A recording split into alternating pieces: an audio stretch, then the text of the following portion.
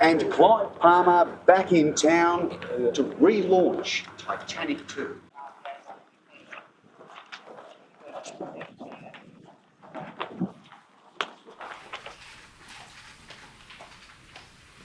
Good morning, everybody. Thanks for coming and thanks for sitting through the Titanic presentation. Hopefully they answered some of your questions on some of the technical specifications about the ship. It was back at just before the beginning of COVID that we suspended the project due to COVID and the fact that cruising was having a very difficult time at that time, if you can remember. Up to that time, we'd fully designed the ship and we're in the process of letting out construction contracts. But we've decided to relaunch the project today to update everybody on what's happening. And we hope to commence construction of the ship in 2025. We'll be giving tenders out and will be contracted by June this year. With construction, we hope to start in January, February 2025.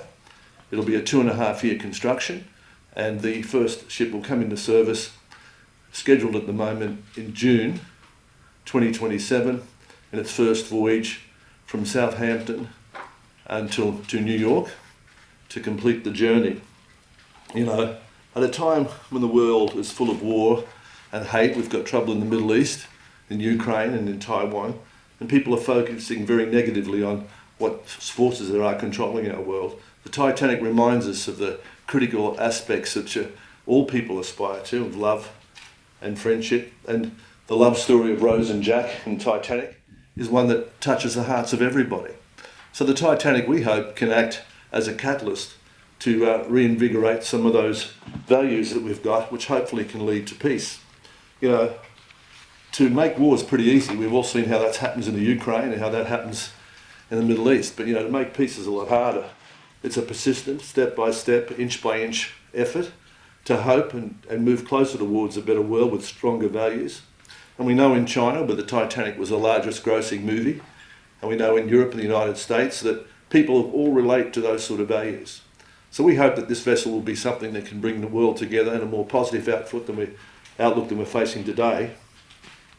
And that we hope that we can eventually cruise the world in it and bring to all the countries of the world what we should be aiming for, and that's peace and better relationships between our nations, and also a return to the heritage and the values that we've stood for in the West in particular, how important they are, how different they are from what we've seen in the Soviet Union in the 50s and 60s and what we're now seeing in other parts of the world. So it's a good time to remember where we come from and where we can go to. So I've been a supporter of the project for a long time, and I'm sure that the project will be very successful. I know you shouldn't read what's in newspapers, but you know, the Financial Review says that I'm worth $23 billion, so we have enough money to complete the contract, and we have enough money to ensure that the vessel will be available to do all the things we say it will. So I thought I might ask you if you've got any questions you want to ask me. Yeah? Well, it's been a bit of an epic love story you've had with this project. Are you booked to go on your maiden voyage? I'll certainly be there, but let me say it's been a struggle even before COVID, because there are a lot of things we didn't appreciate when we first launched the project, and that is, of course, to be able to sail the ship into New York Harbour, you need to comply with US Coast Guard regulations and the different safety regulations that now operate at sea.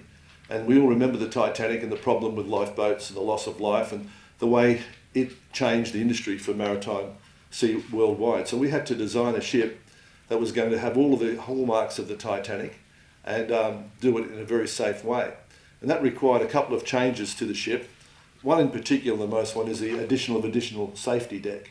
And that has the twofold advantage of lifting the bridge so you can see off the end of the boat. You'll remember in the movie there was always a guy standing up there saying, iceberg, iceberg, sort of thing.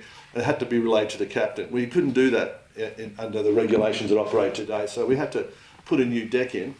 And when we put that new deck in, we've, of course, put a full complement of state-of-the-art lifeboats, navigation equipment, and a more modern cruising sort of atmosphere on that particular deck. But on the rest of the ship, which will reflect exactly the configuration of cabins and what the experience was, you know. And when we first launched this project in New York, we had enormous inquiry from people in relation to third class. And, you know, third class was 100 times cheaper than first class on the original Titanic, and we couldn't work it out. So we did a market analysis of the people, and they're all stockbrokers or people, merchant bankers, the whole lot of people from high society wanting to go third class. And of course, I was seeking to return to some sort of a experience which would bring them closer to the people, or closer to a human experience. They'd been locked in offices for a long time and saw the Titanic as a way of getting out. Interestingly, from a financial point of view, the first class cabins were all reserved for descendants of many who lost their life in Titanic in those particular cabins, you know. And they're well-known people. I can't say who they were, but they're all in the movie. And so we think it'll be a pretty successful venture. At the time we launched the project, we were #1 in the world in Twitter. We'd beaten the Academy Awards at that venture. And our website has had up to 15 million hits on it consistently over that period in the last 4 or 5 years, which shows us a great demand for the Titanic. Certainly not for Clive Palmer, but for the Titanic and for the experience it brings, right? So at these final stages of my life, I turned 70 this year. It's something that I can perhaps do in a positive manner for the people of the world. So that's about Titanic, right? Any more questions there? How much of a political statement is this ship itself? I see in the video and all your discussion of it, this is all very old world, traditional wood paneling, Yeah. you know, all of this. And it seems to be opposite to what every other cruise ship and people like Richard Branson are doing. It is, yeah. How much of this is kind of a statement of your politics on the water? Well, I think it's a statement of values, in a sense. But we've got to remember that the Titanic stands for more than just a ship and just a cruise line. It's an epic example to all of us of courage, resilience, right, and of service. And I think they're the things that we're missing in our society today. We remember the musicians who played Nearer My God to Thee as the ship sunk. Remember what was important for those people was not themselves or saving themselves, but serving others.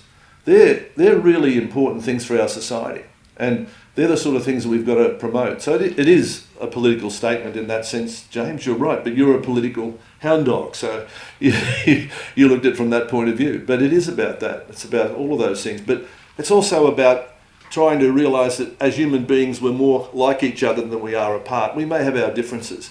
And the same with China and Taiwan, the same with the United States, Russia and Ukraine. We're all human beings, and we need to have things that bring us closer together and recognise that. I'm lucky I'm free from politics. I can say whatever I like, you know. Clive, you say we need more jobs. Will the Titanic be built here? No, it won't. It'll probably be built in Europe at the moment. We've got 3 tenders, but unfortunately it should be built here because an Australian's financing and doing it, but our shipyard industry has been destroyed. What's happened at Newcastle in the last 10 years has been shocking. And the amount of frigates and other ships that have been built overseas, which could have been built here in Australia, has happened because our politicians are weak. They're not putting their country first. They're not putting the jobs first of Australians. We've got to think of what we can do and what we can contribute in our lives. And it's a lot more fun to do things. It's a lot more fun to do the Titanic than it is to sit at home, you know, and count my money. It's a lot more fun to be here today and to see a very hostile press all around me and to try to come to deal with hostile press, to deal with the hostile press. Yeah. I mean, you say in the press release, let the journey begin, but this has had more launches than the Apollo program. You've been talking about this since you had brown hair. Why should we believe you now? Because I've got more money now. Going to the Western culture, I've got more money, so I can do it. Because why not do it? What am I going to do? I'm 70. You know, I'll be in the happy hunting grounds, and I've done nothing. So I can do the Titanic. I'm going to do it. Are you confident that you can find a shipyard? Oh yeah. Sorry, I neglected to say some of those things. It's in the press release. We've got Deltamarin in Finland. It's a well-renowned ship designer which has completed that journey, and we've got other companies there, V-Ships and others that are doing all the final fit-out design. Sure. The decision for me is an easy one. I've only got to commit capital to it. I can just do that by writing on a cheque, right? It's a lot harder to build it and to put it all together, and they're the people that we're giving that opportunity to do. And all of them are very excited about what's happening, right? But do you definitely have a shipyard confirmed? No, we've got, as I said, if you go back fast, we plan to put the tenders out in June, and then we'll contract before December, right? And then we hope to start construction in the first quarter. And of course, we did have a shipyard when we first announced it in China, but we've determined that the Chinese shipyards are not up to the same quality of ships when it comes to passenger vessels, right? So that's been the recommendation. Sorry about that. Is there an estimate of how much this project's cost? Yeah, there is, right? But I don't think it's enough, you know?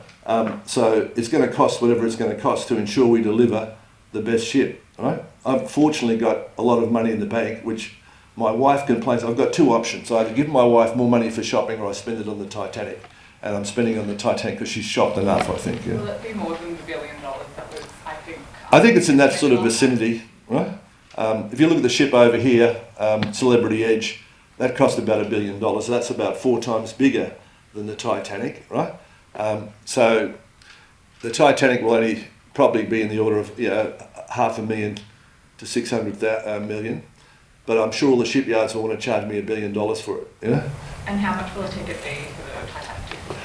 Well, I don't know. It'll be based on demand, I think. You know, we've got too many people that have applied for tickets, right? So this is previous. So we'll probably have an auction. You know, that's what they do in capitalism. They put it down to auction, have auctions for our tickets because there won't be that many tickets. Maybe about 2,500 per vessel, right? Per journey, rather, right? But there'll be a big contingent of press on there when we go in the first time. I'm sure they'll be streaming it out to everybody, right? So you'll have a good chance of having a good look at it. And we will be, we're producing a documentary at the moment about the Titanic journey. That's the first 2 episodes are complete. That'll continue, and I'm sure that'll be on international media coming up towards the end of next year, right? Plus, there's a movie script being written at the moment in Hollywood by others, not me, right? But so I think it's going to be an exciting journey. And it's fitting that we remember the courage of all those people who gave their lives and have contributed a lot. They may not have realised the impact they've had on world shipping, the safety, the lives have been saved that wouldn't have been saved because of the Titanic. You know there's already a Titanic II movie. And there was a tsunami that swept the icebergs into Titanic II, which was unfair. Well, of course, that's fiction. That's fiction. I'm not here to talk about fiction. I'm here to talk about reality. And the reality is that we're building the Titanic, right? And we hope you'll all come and give us a good story about it. You know, not give a bad story about me, but a good story about the Titanic. How's that, right? But mate, we talked about this in 2013, so Yeah. please forgive the cynicism here, but we're 12 years down the track, or 11 years down the track, and we don't have a weld in place at this stage, so... Well, you've got I've got a boat. I had it here the other day, Australia, right? Yeah. I've got a good crew, right? I've built 3 ships bigger than the Titanic previously when we were at Queensland Nickel. I've sold those, right? Everyone knows COVID happened. Everybody in this room knows just over here the disaster that happened with people that were cruising that caught COVID. And you can imagine the impact that had on people investing, like me, in a cruise ship, that you've got to be brave. You've got to only do it when you think you can lose your entire investment. So I've assumed I'll lose my entire investment, but I'm assumed it's something. There's no point having money if you can't spend it, right? And hopefully that will create a lot of jobs for people. And we already have a team, an Australian team of Australians working on the Titanic. There's about 40 people now that are of Australian origin, right? But we've got to recognise that this is an international project, right? And the historical significance is going from Southampton to New York Harbour. I remember when we launched the Titanic in New York Harbour on the deck of the aircraft carrier Intrepid. Before the event, we were approached by a Middle Eastern company that had the most potent cocktail in the world and was selling them for $12,000 each. So we put all of the guests in one hold and they had free cocktails for an hour. And then I had 70 Scottish piper pipe them into the main dining room. And I stood up in the control room. I looked down and they're all stumbling, falling over. They'd all got drunk in the first hour of the program. But we had a great night. And as I spoke that time, I said, you'll be able to say one time that you were here when it all began. You'll be able to tell your children that when the Titanic sails up to the Hudson River into New York Harbour, that you were there when it all happened. So I really made a commitment to those people then that we were going to do it. And I'm still here with that same commitment, and now the pandemic's over, we'll be doing it. But it doesn't matter whether you don't believe it or not. It's okay. That's up to you. Are you confident that this has resonance beyond the initial flurry of interest, that year 2, year 3, year 5, this thing could still tick over floating with a hull that is welded rather than riveted. Well, maybe. Anyway, wait and see. Does it have value? Yeah, I think so. I think it does. I mean, we've had people that have offered to pay large amounts of money, more than the ship's worth or cost to build, to have it on display in New York when it's visiting, to have corporate lunches on it, to have up to 15,000 New Yorkers inspect it, and that's all around the world. So there's that sort of demand there. There's no question about demand, right? It's certainly there. I guess I can ask you, would you go and see it if it was in Sydney? I'll probably get sent to the job, mate. You probably, but your wife and kids might want to go too, right? So, or they might nag you until you take them. So it really is, the Titanic is part of our structure, and it's, we've been pursuing it on the quiet, right? Not knowing we wanted to make an announcement, but now we've reached a stage where we owe it to the world to tell them what's happening. We're getting too many inquiries, so at least we can say that. Mr. Palmer, the intangibles in life often get you over the line. What will refloat your boat this time? Money. Money refloats it, right? So are you asking for money? No, we've got my money. People want my money, When I go into a shop to buy something, it always increases in price, right? So, there's a big demand for money, and that's what you can believe, and we'll make it happen. But the reason for it's different, and what it can bring to people and their lives and enrich other people, that's all different, But you do need to have the cash to build something like this, right? And have excess cash, I think, to do it, right? And can people start, with interest saying they want a ticket on board this boat? Well, we've already got something like, I think it's more than a couple of million people that want tickets already, right, from the last time. But it'll be all, probably in about a month's time, we'll be opening up things more definitely for people to participate. There'll certainly be online activity. I mean... Are you interested in investing and making any more money through any AUKUS Pillar 2 projects or anything like that? No, I don't invest in military projects, right? I don't believe we should try to promote war in the world. I mean, as I say, I don't think that's a good idea, right? And I don't think it's good making money out of other people's lives or conflicts, right? So I wouldn't be an investor in AUKUS. I'd be dreaming at night about the Titanic, lying awake, seeing it sail up the Hudson River into New York Harbour, seeing all the happy faces. I've seen journalists shaking their heads on the jetty, saying, "Why didn't I believe him? Why didn't I believe him? I could have had a scoop and I've lost it," Most people sort of view the Titanic as one of the world's greatest tragedies. Well, it depends how you view it. You can be half pregnant, your glass can be half full. Sure, it's a tragedy. About rewriting that narrative or ending the story positively? Yeah, I think so. There's positive things we can take from disasters, let's say, Firstly, how the people reacted to that disaster when they were called upon. The courage that some people had should be remembered as examples to all of us, as archetypes to follow. As I said about the musicians, I mean, we don't really think about musicians as being very courageous, but these guys were. They stayed at their stations until the ship went down, right? We think about the rescuers, the engineers, but we also think about Titanic, how it was designed in its day, and the excellent work that was done by Irish and other designers in the interior, things that maybe not in the safety. And we also remember the thousands and thousands of lives that were saved by the Titanic disaster because the changes that were made to lifeboats on boats and the watertight compartments and all those things. All of those things we should appreciate as part of our culture, part of our story. And the only way we can really do that is by remembering that, promoting that and putting that out there as a value that we can live with, right?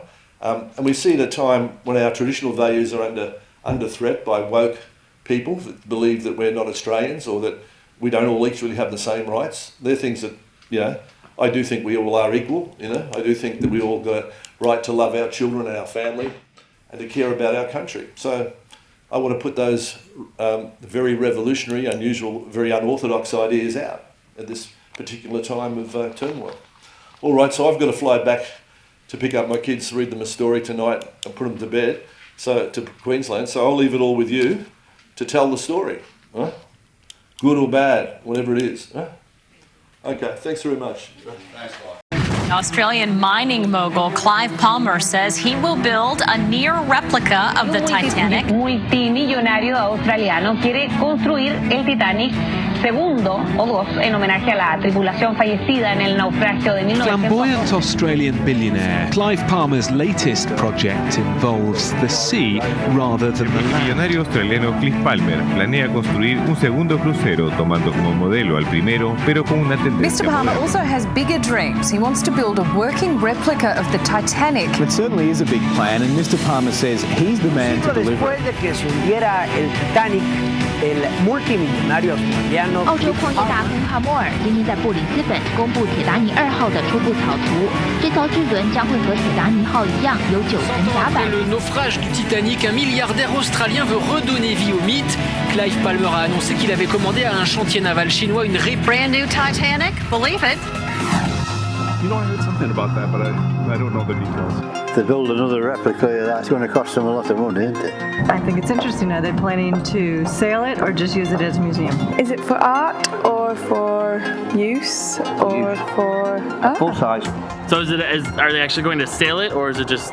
I think it would be a brilliant idea and it would be good for the children, you know, that are learning about history. If we recreate it as it was, then we'll have to put it to a museum, isn't it, really? But kind of unique and curious of what happens with it and who goes on it. If it's like an authentic period, it's going to appeal to those people who say the Orient Express people, isn't it? I think it's a fabulous idea, actually. Only because I've always wanted to do like a Alaskan cruise. And it kind of just made me think of that it's a bit of an adventure. It's pretty cool. I think that's a cool idea. I think it's a good novelty idea, yeah. Would you guys ever go on a voyage on the Titanic II? Probably. Yeah. It's another bloody iceberg, will it? Got red on, haven't they? And would you sail on it? Yeah, if I could afford it, yeah. I think it's a great idea. It's cool. Yeah, it's wonderful. I think it's such a nicer way to travel than you know, aeroplanes or across land. Sometimes it's lovely just to be out at sea. Are they going to build it? Yeah. Are they?